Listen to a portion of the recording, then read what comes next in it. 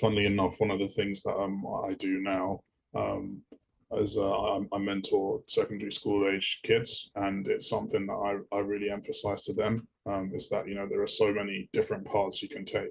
I had the privilege of going to a school that was it was a government school, but it was a selective school, it was a Hmm. grammar school, and I think as good as it was, as good as the education, the standard of education there was, I think we were all really funneled towards traditional, kind of traditional jobs, and we'll get into it a little bit later, but I think that also kind of shaped a lot of my thinking, and actually I didn't realize how flexible I could be. Hmm. So Hmm. that's a message that I really champion when I'm talking to 14, 15, 16 year olds. Hmm. That, there are many different paths to the place that you want to get to. So what happened, or how did you end up at Sheffield? Because obviously there was a certain point when we were there at the same time. I'm just Yeah. interested how you got there. So initially, I thought I would be going to like a London-based university. I thought, let me stick around. So I applied to the usual places. Um, let's just say the grades didn't quite meet the requirements at the time. But as my sort of two backup options, I had Sheffield and Leeds there. So in the end, in the end, Sheffield ended up being the place that I chose, and I think I went to both campuses. I Mhm. actually can't remember if I ended up going to the Leeds campus, but I do remember seeing pictures of the Sheffield campus. And this was before I'd even decided that I was going to leave London, and thinking that actually looks pretty good. Like I wouldn't mind ending up there, if it came to it. So when staying in London didn't pan out, Sheffield became an obvious choice for me. I went up to the campus, and like about 5 minutes after getting there, I was completely sold. Um, and actually, I think in retrospect, leaving London was the best thing that I could have done for myself at the time. I Same. think one thing that I say to other people now, especially to younger people who are London based, I tell them that growth is on the other side of the comfort zone. That place where you're comfortable. London's such a bubble, and it's really important when you can to leave it and really understand to understand the country that you're in as well, because I feel like London can be so different in so many ways. And actually leaving London for university was great for me on that front, but also just to be in a place where I had to take care of myself, Hmm. away from what was familiar. You end up, you grow up really. Hmm. You have to grow up, and I did a lot of my growing up. I'd say like a lot of it I did in Sheffield. Yeah, but the beauty of it is, I think everyone goes through that. That's the whole point of it. That it's one Absolutely. of the big things I'm going to be instilling in my nephew, because he's very academic, and this is one of my pet peeves. So he had the grades to go to Cambridge, Sure.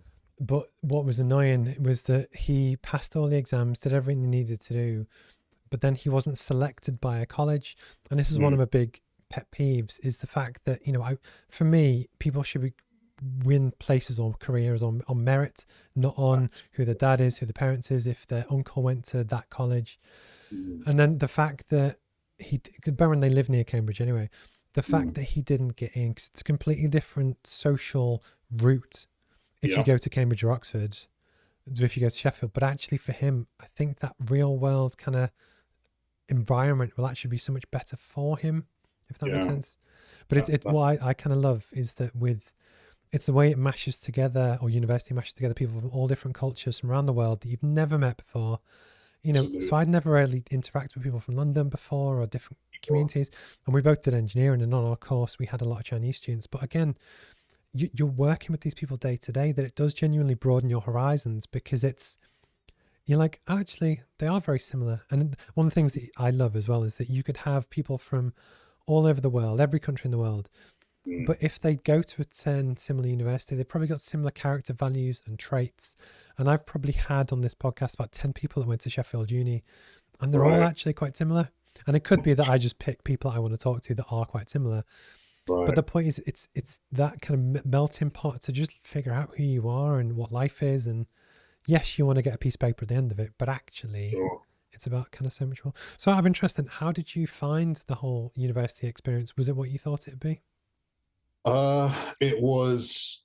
a lot more challenging than I thought it would be. And I think a lot of that was, because as much as my family are very academic, I was charting new waters in many ways. Mm-hmm. So I was the first one of my siblings to leave London for university. None of the others had done that. Yeah. I was doing something completely different to the rest of them. Obviously, I'm not saying I was What did you do? I did chemical engineering. Yeah. Yeah, so I was doing something slightly different to the rest of them. Were the others like art students or the? No, to be fair, they were all, two doctors and a lawyer. Oh, okay.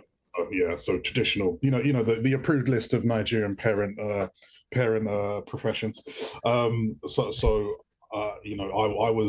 was in a position where I had to work part time to be able to stay at university, frankly. Mm-hmm. And I had to do multiple jobs to be able to do that. It was, and then obviously I had other things like basketball and other things Mm-hmm. that I was interested in as well. So I'd always been someone, like I said before, I was academically very rounded. I did lots of stuff outside of the classroom, as far as playing basketball and prefect for this and that and whatever. But it was the first time that as an adult I had to balance all of this stuff and take care of myself. And it was really, really hard. It was really hard, to the point where, it got to a point where I had to sort of plan my time in like units of hours. And if certain things didn't get done by certain times, that was just it. So it was a lot more challenging than I thought. But at the same time, and I say more, I always say about university, I enjoyed it more in retrospect than at the time. At the time, I'm not saying that it was all like terrible. Absolutely not. Like, I enjoyed it. There were certain moments that I remember being in and just having an absolute blast, and I remember those really fondly and really vividly. But you look back at the stuff that you did and the challenges that you faced down, and yeah, it was a challenging time, but I don't think I would change it for anything.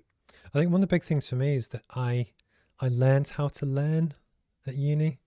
Yeah. And it's the school I went to was, it's a normal comprehensive school where you go to geography, the teacher will talk at you for, I don't know, 45 minutes per week, whatever it is. You don't do any work because, you just don't. You get to the end of the year. I didn't even necessarily know what revision was, but I'd never been taught to do past papers, whatever. You sit down, do tests from memory, pass or fail, get grades, whatever. And it was actually when you actually find a passion, there's something you want to passionately learn about.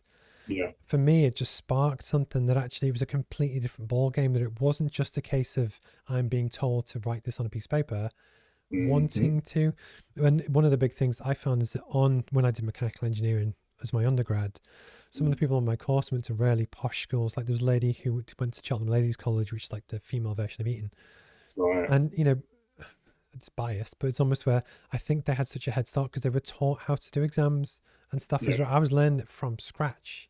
Yeah. But it's also that kind of working class background hunger to prove myself has kind of stayed with me.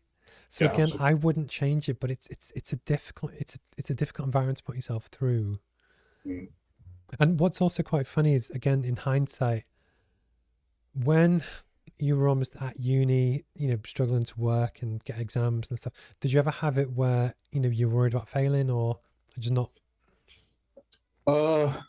In short, yes. I would say a lot of what I probably feared academically was around failure, was around fear of failure. I think most of that came from the fact that I think it's safe to say that I sailed through from age 4 to age 18, pretty clean sailing with fairly little work, frankly. And all of a sudden you're in the NBA, different league. Yeah. You've gone from junior varsity to the big leagues in one step. And all of a sudden it's, I remember the very first lecture that I sat in. It wasn't really a lecture. It was just like a welcome to Sheffield and welcome to the chemical engineering department. And I remember the the lecturer, Dr. House, Dr. John House. Anyway, so the first thing he said to us was, "We're not here to teach you. You're here to learn." And I kind of sat back in my seat like, "Oh, what does that? What does that even mean?" And really, what he meant by that was that, you know, we're going to tell you what you need to know, but nobody's going to chase you. Mm-hmm. You know, no one's going to. If you don't do it, you don't do it, and Yeah. if you fail, you fail. We're going to take your money anyway, right? So that was a real shock to my system. Did you know what's So interesting? Have you read Eddie Hearn's book? You know, the boxing promoter. I haven't read the book now. I know Eddie Hearn, but I It haven't is really good. So anyway, so he was exactly the same. That he aced his way through school, yeah, but then he started to. His dad was really rich because he was a famous promoter as well, and he sure. started to kind of dick about and he'd go and play football and his passions. And he was the same, but when he went to, I think it was A levels or college, but it wasn't uni anyway. And he realized because his tutors didn't care if he turned up or not. So when he was at school, he was told off if he didn't go to lessons, but there was always someone kind of looking out for him. Mm-hmm. And when he got to a certain point, he realized they didn't give a fuck. Yeah, no one's chasing you. And that's for him changed his life because it was almost where he then took responsibility to then run with it. And it's funny, it just, when you were talking, it just reminded me of that actually, I think it's so true. Absolutely. So, because where I was going to go with that is that actually now where you are, you've got a really good got a job at KPMG, you've got your passions, you've got photography, you've got everything.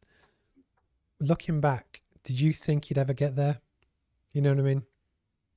I think I knew that things would work out well for me in some way, shape, or form, but I didn't expect it to end up in the form that I found it in Yeah. today. If that makes any sense, I know I've said the word form a lot there, but basically, I think I had one idea in my head of, you know, okay, this is probably how it's going to look, and it looks very different, but it still looks really really great.